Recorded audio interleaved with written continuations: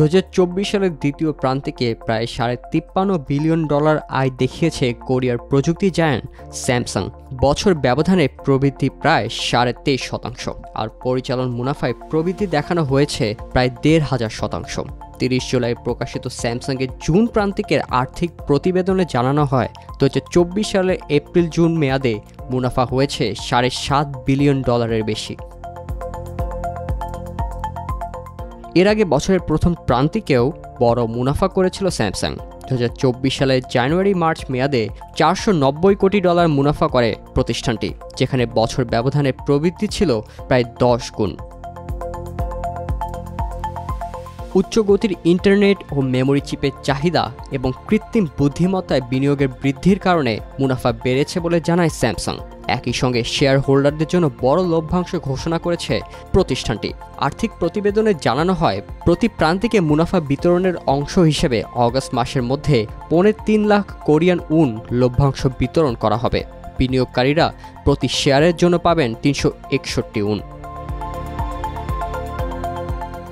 2025 সাল পর্যন্ত মুনাফার প্রবৃদ্ধির এই ধারা অব্যাহত থাকতে পারে বলে পূর্বাভাস দিয়েছে স্যামসাং।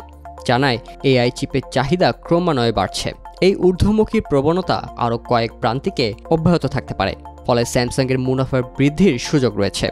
এমন ঘোষণার পরই সাউথ কোরিয়ার স্টক মার্কেটে স্যামসাংয়ের প্রতি শেয়ারের দর বেড়েছে প্রায় 1.5%। সিএনবিসির এক প্রতিবেদনে জানানো হয়, 1 বছর আগে তীব্র মন্দার পর বিশ্ববাজারে সেমিকন্ডাক্টরের দামে ঊর্ধ্বগতির ফলে কোম্পানির আয় বাড়ছে। বৃদ্ধির এই হার আরও কয়েক বছর অব্যাহত থাকতে পারে বলে আশা সংশ্লিষ্টদের। মুনাফা বাড়লেও বিশ্বব্যাপী স্মার্টফোন বিক্রি কমেছে স্যামসাংয়ের। প্রযুক্তি পণ্যের বাজার গবেষণা প্রতিষ্ঠান কাউন্টার পয়েন্ট রিসার্চের ভাইস প্রেসিডেন্ট নেল সা বলেন, এআই মাইক্রোচিপের বাজারে রাজত্ব করলেও কমেছে স্যামসাংয়ের স্মার্টফোন চাহিদা। নতুন সংযোজন গ্যালাক্সি A24 ছাড়া তাদের অন্য সব ডিভাইসের বিক্রি একেবারে নেই বললেই চলে।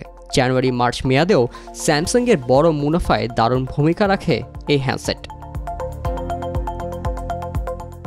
স্মার্টফোন হ্যান্ডসেট বিক্রি কমলেও খুব একটা হতাশ নয় স্যামসাং ইলেকট্রনিক্স। এই খাতে বিক্রি বাড়াতে নতুন কৌশল অবলম্বনের ইঙ্গিত দিয়েছে প্রতিষ্ঠানটি। ইতোমধ্যে ঘোষণা দিয়েছে বিভিন্ন ফোল্ডিং হ্যান্ডসেট, ঘড়িসহ একাধিক ডিভাইসে এআই সফটওয়্যার সংস্কারের।